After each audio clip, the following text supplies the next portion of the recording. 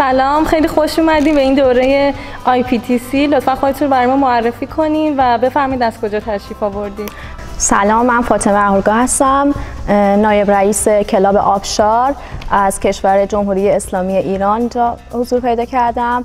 نماینده بانوان ایرانی و بانوان کشورهای اسلامی هستم و موفق شدم توی این سمینار شرکت کنم و تشکر ویژه‌ای دارم از ریاست محترم IPTC آقای آرش سلمانپور که ایشون ریاست فوتینس جهانی را به عهده دارن و همچنین آقای حامد نوروزی نایب رئیسشون و خانم فروزان.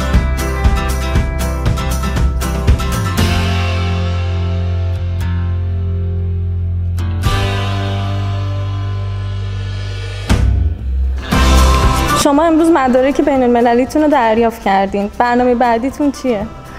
هدف ما توی شرکت در این سمینار این بود که سطح علمی و فنی بازیکنانمون رو ارتقا بدیم و بتونیم چند ماه آینده در مسابقات جهانی فوتینس شرکت کنیم و بتونیم یه افتخاری برای بانوان ایرانی در این رویداد جهانی به وجود بیاریم و انگیزمون به اهتزاز درآوردن پرچم جمهوری اسلامی ایران در بالاترین رویداد جهانی هستش.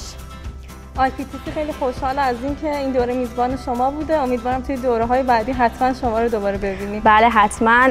سطح این کلاس‌ها اینقدر بالا بود که ما مشتاق هستیم در این کلاس‌ها شرکت کنیم و برنامه بعدیمون اینه که بتونیم بازیکنان تیم فوتینس بانوان و آقایانمون رو توی این سمینار شرکت بدیم و همچنین بتونیم یه اردو رو در شهر آنلاینیه برگزار کنیم برای پیشرفت و ارتقاء فوتینس بانوان.